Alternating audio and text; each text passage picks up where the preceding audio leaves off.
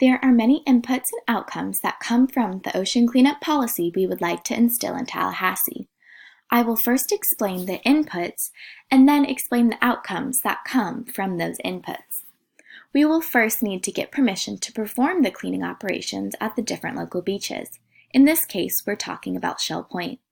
We will then need to partner with the Kearney Center in Tallahassee, which is the local homeless shelter, to hire their clients.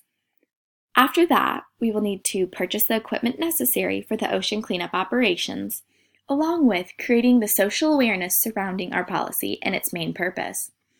The outcomes that will come from that will be reducing the homeless population in Tallahassee while also giving them a sense of purpose, increasing the public's knowledge surrounding pollution and its effects on the environment, more specifically the ocean environment. It will improve beaches and give more opportunities for recreational activities, and also improve the living conditions for all ocean wildlife.